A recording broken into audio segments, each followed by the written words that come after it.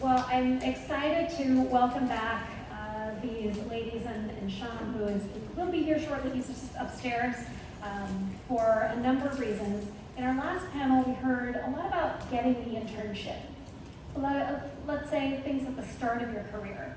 But I think both Elsie and Dr. Mara really represent, Glenn's Mara represent, are people who are mid-career or really excelling in their career and want to level up a little bit. Start talking about something that happens across your career, but things that are important, not just beyond the science, beyond the bench, communications and leadership. So I'll pass the microphone to each of them to introduce themselves. If you just want to say your name, maybe a little about your educational background, where you are working today, and maybe how you got there. Hello, everyone. Thank you, Anita, and the rest of the team for having me today. Pleasure to meet all of you. Congratulations, first of all. I will start by saying that I'm Elsie Yao. I am currently a client lead at Stern Investor Relations, also abbreviated Stern IR, as the accounts dictate. I was a history of science major at Yale University back in the day. Then I moved over to the New York City Economic Development Corporation, where I worked on the city's life sciences team, funding a number of programs across the city to really invest in the biotech ecosystem across the sort of local university here in New York, including the program like this. And then after that, I moved on to Stern, where I am now. And so what I do now is support sort of public and private biotech companies across the world, running, strategizing, executing on their investor relations strategy. Hi, good morning, and congratulations to you all starting this journey.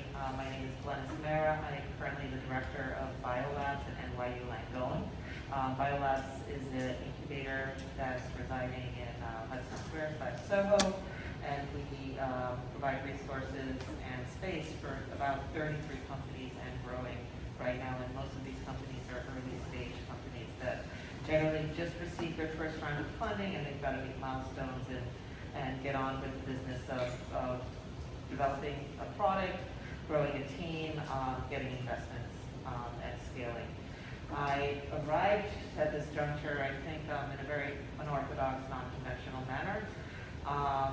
Prior to Biolabs, I was an innovation strategy consultant with a small boutique international group, and that was around innovation translation, taking IP that was coming out of academia or small companies and putting them in a format that would make them attractive for large multinationals. So I was always talking to Unilever, Colgate, P&G, and trying to get them to acquire smaller assets that would enhance their portfolios for growth. Prior to that, I had my own startup in India, of all places, which was a drug discovery platform for the Indian market. And the idea behind that was to enable the Indian market to generate new drugs. And at the time, it was quite novel, wide open white space, as they say it in business school, an ideal recession-proof business, but funny thing happens on the way to the forum. All the perfect things that you think exist often do not, and so we actually exited that company, but not in the format that we thought, so we had to pivot a few times. And I'm actually out of the Tech Ventures group at Columbia University, where I received my doctorate. So my entire career has been around what I would call innovation translation and innovation acquisition and scaling. And that's, I wish I could tell you when I started my journey as a graduate student, this is what I envisioned for my life. Absolutely not. It just happened where opportunities presented themselves, and I found the wherewithal to take the advantage that was in front of me. Congrats to everyone here. I want to apologize to you all and my fellow panelists to be on the way. But so we just intros. Cool. So yeah, my name is Sean. I work at a company called Curator. We are a telepharmacy company powered by our own technology that really reaches out to patients at transitions of care. If you've ever had like a grandparent or parent leave the hospital, oftentimes with a ton of meds, we essentially give them a call and walk them through, answer any questions, and do that on behalf of like their hospital or health system. How did I get here? So I got paired up with this company curator through the LifeSci organization. Like, I think it was our first year, 2018, summer of 2018. So I really only had one job out of college. I was a chemical and biomolecular engineer. Well, I was never really an engineer, but that was my degree, coming out of NYU Camden. If I'm being honest, I knew I didn't want to be an engineer. So when I went into this small company, I think I was like the 20th employee, I really just wanted to explore like what the opportunities for growth were. And so I actually left the more so like STEM field for a STEM related company. I did everything from like biz dev to marketing to product marketing, and now I am a product designer after doing a little boot camp UX work. So that's all I got here. I'm going to let you keep the mic and I'll just pop up here, but I know that I'm here, but you could also continue to share your answers with the audience, as you are doing already. So I'll start with you then, Sham. Let's see. Oh no, why did you choose to work in life sciences in New York City? Yeah, great question. I think, well, so while I knew I didn't want to be a chemical engineer, I always had a love for chemistry and biology and like just the sciences in general.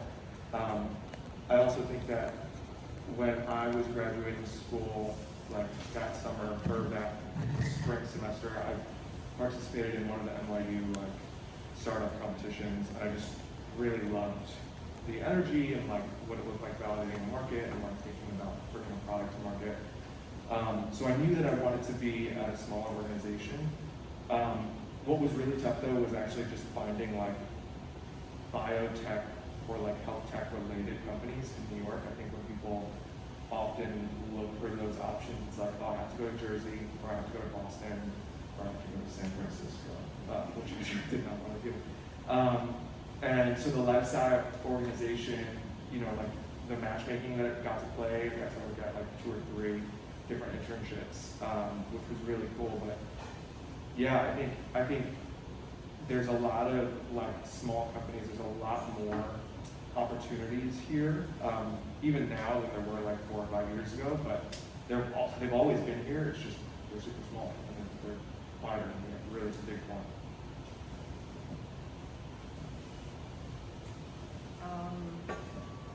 I think I grew up in Queens, so I am a loyal New Yorker.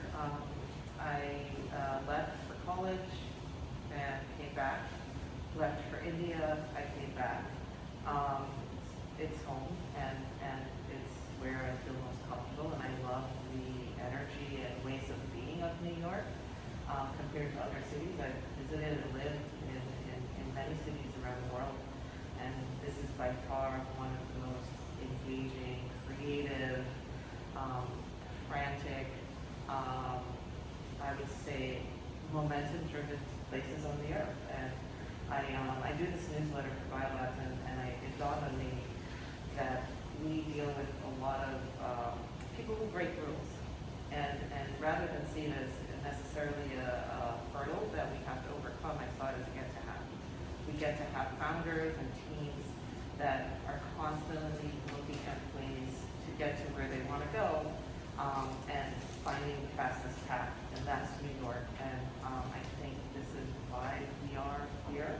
This is why this city creates tremendous economic power, job opportunities, tremendous IP. It's what I think makes us one of the best places in the world for innovation, for commerce, and for economic growth, and for the momentum of people and their dreams. And so, yeah, this is why I'm here. And I love the fact that in this current role, I get to foster and be part of an ecosystem that embraces all of these things about New York. I did not know you were from Queens, so we'll have to talk after this. I'm also from Queens. I'm a proud, New Yorker. Went to high school on the Upper East Side. And why New York and why working in life sciences in New York? So that was very sort of immediately obvious to me, actually. Just based on my background, I was going nowhere else quite quickly. But the other thing too is that now that I have been in the New York City ecosystem, specific to life sciences for several standpoint, it's a really beautiful and special place to be. I've been to Boston, I know people in Boston, I know people in the West Coast as well, and I feel like the ecosystem here is smaller, it's more intimate, the ideas are brighter, and people work harder for them. And the other benefit too is that people know each other, right? You guys are all interns starting off your careers, but at the same time, if you go to enough networking events, if you go to enough sort of opportunities for FaceTime, people will ask you who you are. They'll say, oh, hey, I met you at, this event last week or the week before. And now that we're coming back from the virtual world and going back in person, I really encourage everyone to take advantage of that because I also benefited from that too. I will very much attest to that.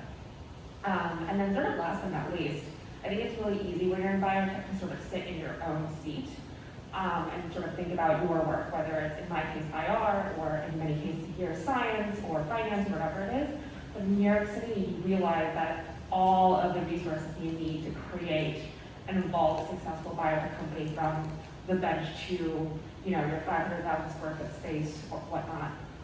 All the resources exist in New York City. So you talk about IP, all the best IP lawyers are here in New York City for the most part. All the best financiers who fund your company are here in New York City. Service providers like myself who do communications for biotech companies. All of us are all here.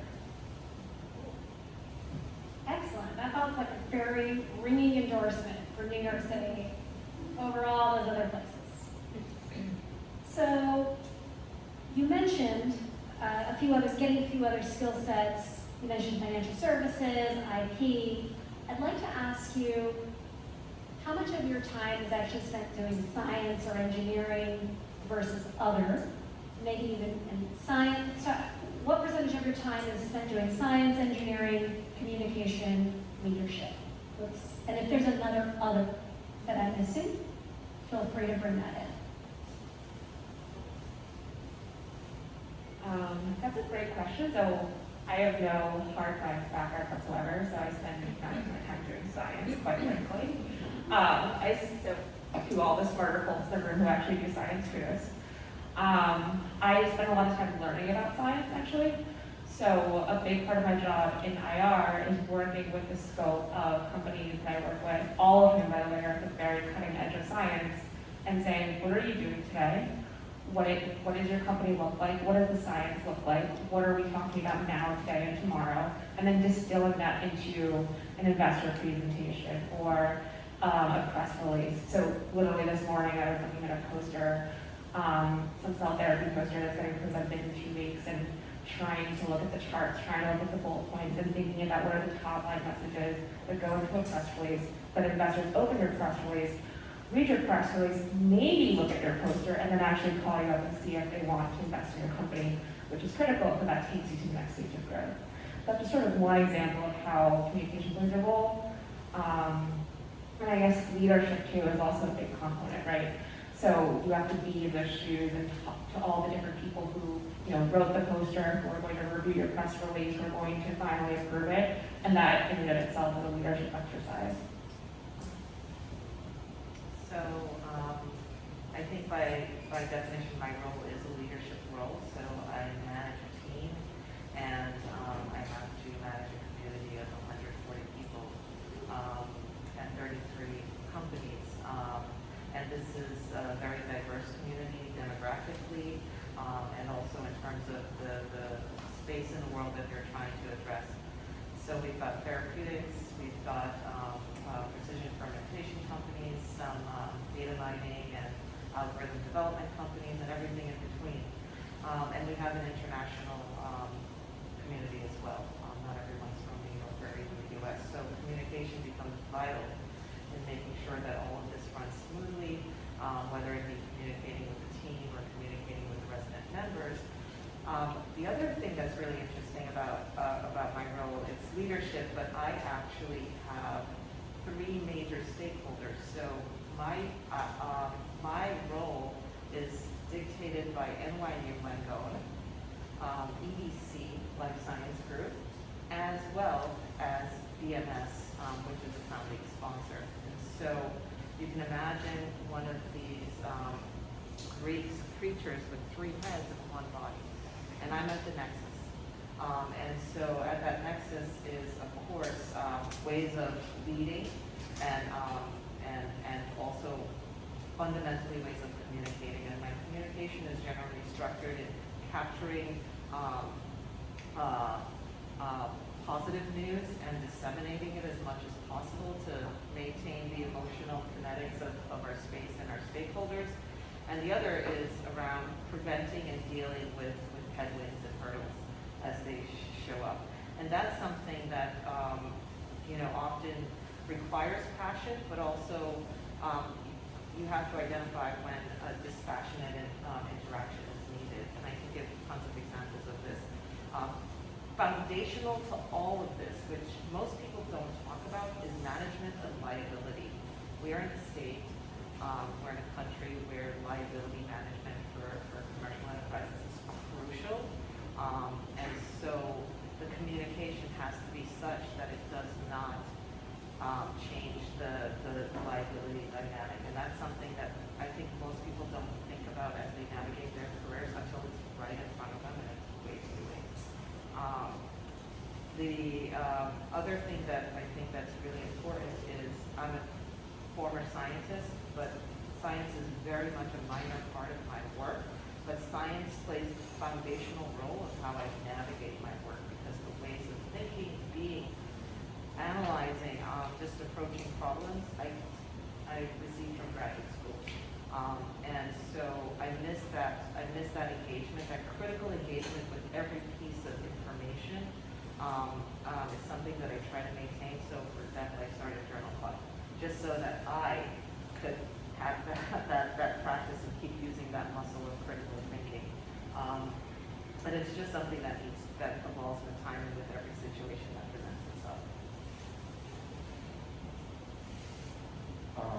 So in terms of, I'll tackle like leadership and communication first. Leadership, I'm not in position of leadership. So that's really not much of my day to day. Communication though, we were a New York-based company, and then that happened, and now we're fully remote, and we still have an office in Flatiron, which I go to a couple days a week. But part of my job is communicating across the team, via Slack, via email. I work in my own team, our design team is 2 people. I'm one of them. The team that we use to optimize how we speak to patients is 5 or 6 people. So communication and collaboration is highly important. That's an everyday thing. In terms of doing hard science or being a scientist, I said earlier I'm not really an engineer, but I use those skills every day. And part of that is just designing of experiments, right? You don't need to be in the weeds in an Excel document or doing Calc 3 to understand how to flesh out a proper hypothesis and really get out what are we testing here, why are we testing it, what should success look like, and then being open to learn. And so I think that at any place you go to where you're looking to tackle problems with a group, being someone who can articulate that, whether it be from your experience as a scientist or doing hard science, is really valuable, because it just helps move the process forward in a way that can be measured. Especially people talk about design being super vague ideas, but there's a way to articulate that into something tangible. And my science background has a huge part to play in how I approach that.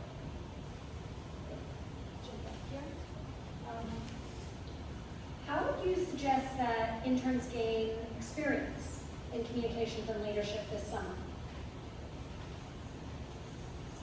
That's a great question. I think that just staying curious is probably the biggest piece of advice I could give. I know that this cohort is going off to tons of different places, but if you have the opportunity to shadow others, to be in meetings that you're not necessarily it's totally related to your job function, just learn as much as possible. This, whatever you're looking for out of this summer, it doesn't have to be the be all end all, right? It can be just what you learn from it. And so just take that as a freeing mechanism to just ask the questions you need to. Asking the right questions, right? Just being inquisitive, showing that curiosity is a a huge part of how people start to value like what you're thinking about. Yeah, and also chances are, if any of you smart people in this room have a question in another room you're in, chances are you're not the only person. So be open to that. I could go on and on this topic. So, looking back at my career, I had internships at the beginning of high school, in college, in right before graduate school, and in all of those situations, I had to stand with the knowledge, knowing that I knew less than anyone else in that room. But it wasn't until graduate school that I realized it was absolutely an empowering place to be, because I could say, I don't know anything, please help me, and not feel like an idiot. And people would actually help. You have the power at this stage to get time, to get individuals' time and energy and advice that you may not get later on in your career, and I would say take full advantage right now. The other thing is to be very transparent with what you know and don't know. Sometimes, especially when you're in what's perceived as a brilliant environment. So, for example, going from a small liberal arts college to Columbia with Nobel laureates, etc. Initially, there was like, okay, I have to try to be smart and answer really structured, well thought out questions. And I realized that wasn't doing a service for me. No one actually paid much attention to me, so it didn't matter what I asked. So the other part of this is taking your ego out and realize that everyone's busy, everyone's trying to help and navigate, and so don't be afraid to put your vulnerabilities in front and try to address them when possible. Good advice. Yeah, those are sort of big comments to come after. Great life. I'll put those in use too. So I guess my suggestions that are a little independent are probably to sort of pick people that you work with or have exposure to, and really think about what you like and see from them and what you don't, right? One of the benefits of my last job and my current job were that I saw a lot of people. I had a great team, I have a great team now, but I also see a lot of people externally who maybe aren't the best leaders or aren't the best leaders, but I also have sort of like 1 to 5 or 10 people at any given point where I sit in meetings with and go, wow, that point really landed, and then I think about it after the fact, right? Like, why did that land so well? Or why did they choose to make that comment at that particular time? So I guess picking people would be sort of my first suggestion. And I guess also because I started my career as an intern as well, which sort of morphed into a full-time role, is creating opportunities for yourself and also taking advantage of them when they happen, right? So if someone asks you, like, can you lead this meeting? Lead the meeting. It might not go great, sorry, but skin in your knees is going to teach you something, right? And to your point, people are most forgiving when you're early in your career. People see you skin in your knees and it's okay. As you get further along, you don't really have that privilege sometimes, quite frankly. So while you're there and you can take advantage of the opportunities to develop yourself, put your neck out there, do it. Absolutely do it when you can. I'm going to ask one last question, and then I'll invite you all to ask any questions. And this is going to sound like a classic interview question, but you've been all very authentic in what you've been sharing so far. And my question for you is, how do you handle conflict? Can you tell me about a time when you had a conflict with a boss, or you can interpret that question a little bit, but maybe tell me about a time when there was a challenging situation and you had to handle some conflict. Would love to hear about that. Would anyone like to go first? Trying to think which one. Which one? Yes.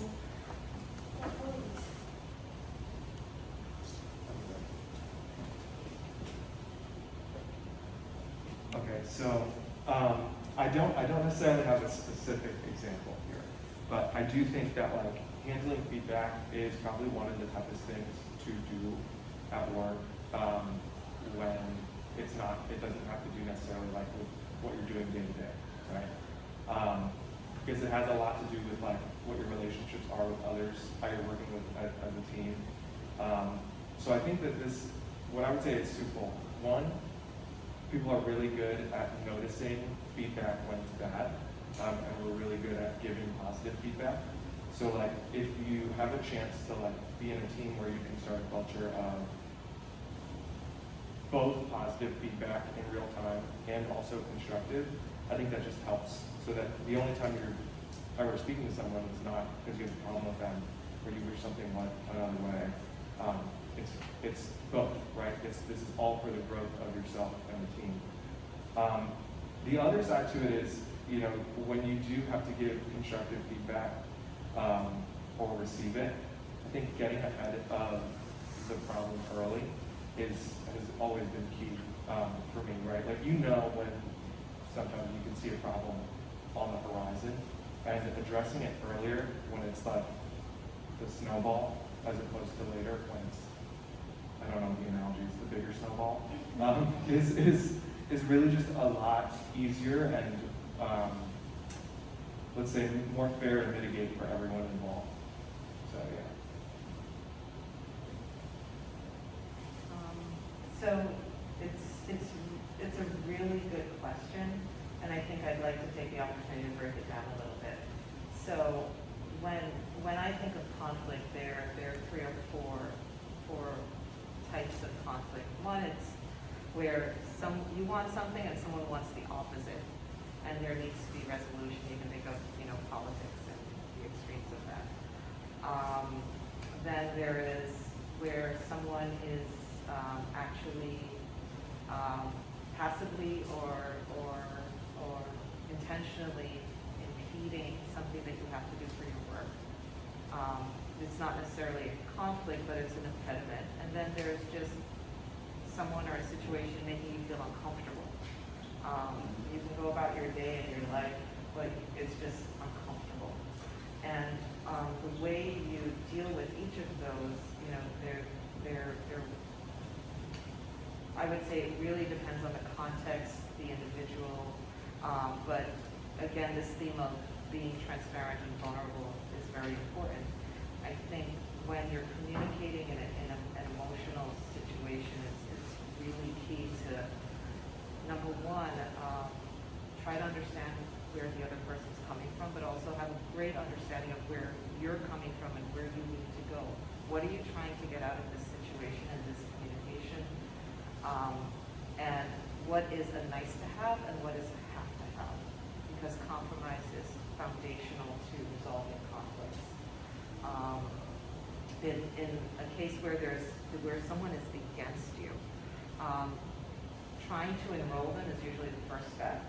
Trying to get them to understand why what you're trying to do is important and what your position is means for the larger organization, and try to learn as well what their perspective is on the matter. And hopefully there's some compromise or enrollment. Or sometimes you just have to realize, well, your perspective is not the best one, and that person should probably have their way.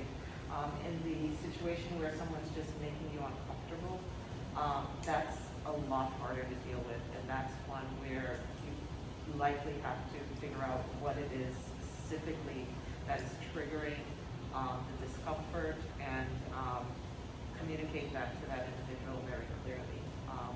And this is something that I think you'll have to navigate throughout your professional career. It just happens, unfortunately.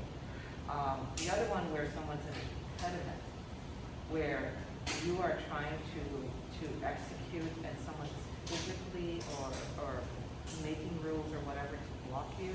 This is where you use your reporting structure, your higher-ups, to try to alleviate it. You can try to communicate with that person as well, but I think usually resolution comes from just utilizing your reporting structure.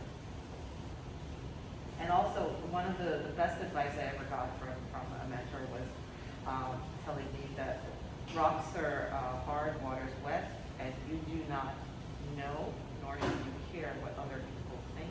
All that matters is what they do. And so do not get emotional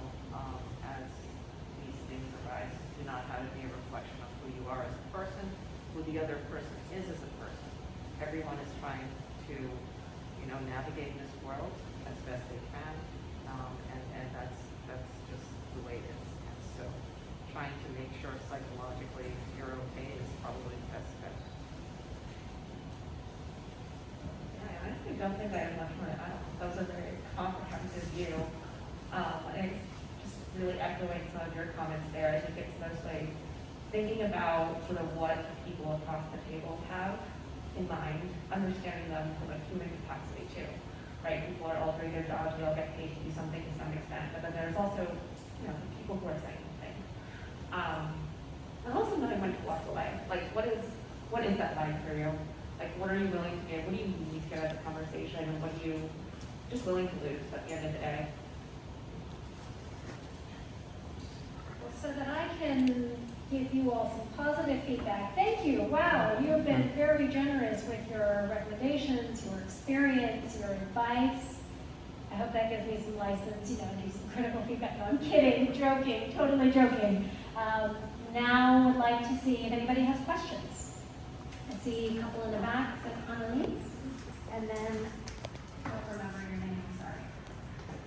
Maybe we'll collect both questions and then pass it back to the panelists. Okay. Okay, this is a question for Dr. Mehra.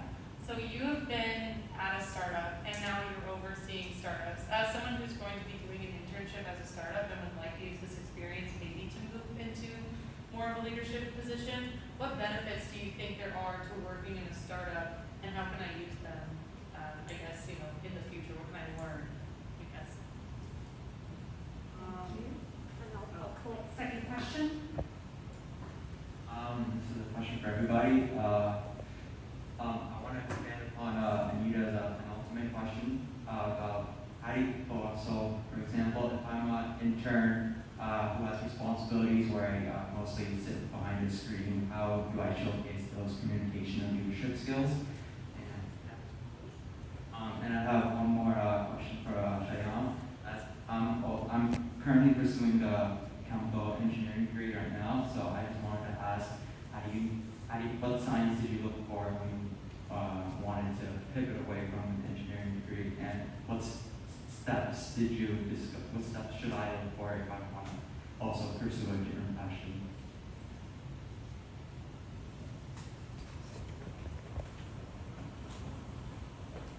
Roller skates. I can briefly touch on both. So one of the things I experienced in the past year in my job is interns and new employees of some of our resident companies just coming into my office and asking me if I want to have coffee with them. I'm not their boss, but for whatever reason, they want my advice on one thing or another. And I think just going up to someone that you admire, whose work you like, and just asking they may say no. I often say, I don't have time, sorry, but I really let's walk to the elevator, walk to lunch and talk. But just ask. The worst that can happen is someone says no. And in terms of startups, so full disclosure, I am biased. I am so biased to early stage companies in terms of where to work, how to work, how to navigate a career. So the beauty of a startup is that you're at the most creative, you're at the point of creation, and there's this whole romantic notion about that. But you generally are with a smaller team. I don't know how large your company is, so Very, very small. yeah, so you will likely witness everything and get to execute everything. And so if you're interested in broadening your skill sets, broadening your awareness of various factors that go into commercial success for an enterprise, being at a startup is the best place to be. As I mentioned, I was a consultant. I've spent 2 years with large multinationals, Fortune 500 companies, and there things are much more oriented through verticals and domains of expertise, so kind of a matrix type of management and organizational chart. And so everyone's responsible for their small bit in the world, and sometimes there's interconnections and some knowledge shared, but for the most part, I see mainly with startups where you get to expand your knowledge base and your experience base, and that's very, very valuable at some point in your career. With that said, startups are sometimes stressful because you're always chasing financing and capital infusion. It's not the most secure place to be. You're working with a small team, so you've got to get along. And you're very much dependent on each other for success. So there's that, you have to be comfortable with an interdependency.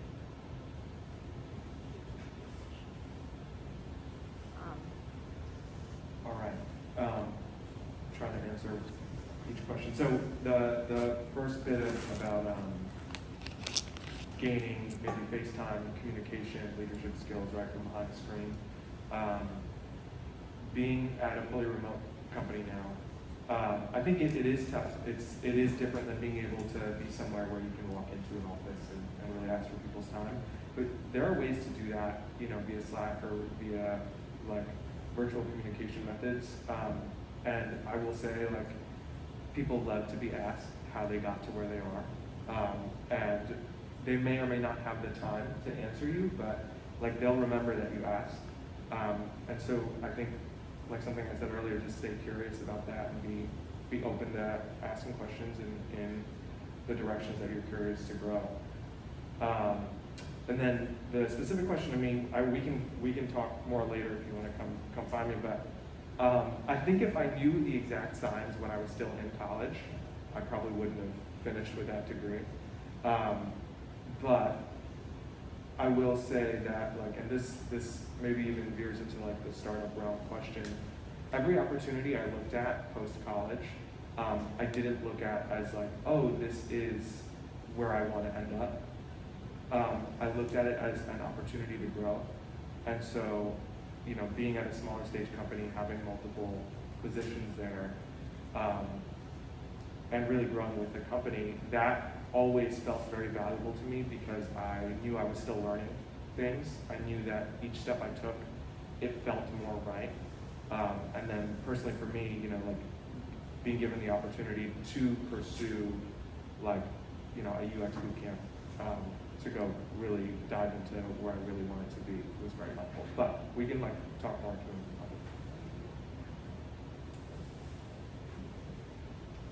So I guess the only thing I'd add on to that is sort of to both of your points, right, about getting back behind the screen and also expanding your capacities. So I actually have the experience to do that both in my current role where I work with both like public companies that have $1 billion plus market caps and then Series B companies that maybe just are raising their first round of targeting 50 million plus, right? And I see that actually live, to your point, on the ground where you have to dive in and ask the CEO something, ask the CSO something. But then the CSO is also thinking about their lease negotiation with their incubator while trying to do science at the same time. So to the extent that if you are an internship role and you're at a small company and you're able to actually, piggyback off of that in whatever way you're able to, I think that'll be a super meaningful experience because, if you're that person who's working about CSO negotiating a lease and doing the science, you could become Dr. Mara one day, right? I feel like that's exactly what you do, to put some words in your mouth briefly, but yeah.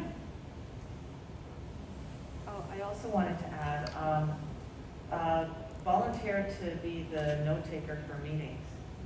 I did that actually when I joined Tech Ventures, and so while I was just responsible for chemistry and biology, I suddenly got introduced to the world of therapeutics and a whole host of other considerations that I frankly just graduating from with a PhD I had no business doing. Suddenly I'm learning about finance and contracts, etc. Just being a fly on the wall there, and so just being present. I think I would suggest just creating opportunities to be present at those meetings.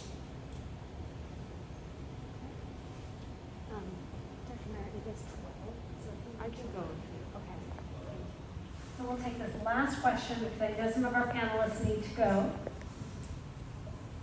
Thank you so much for your advice and everything. I have just a small question about how you handle the conflicts. As to be very friendly and helping your colleague, and even if that's your energy, it's a good tip, like to avoid the conflicts before it happens, or just maybe they're gonna take advantage for that.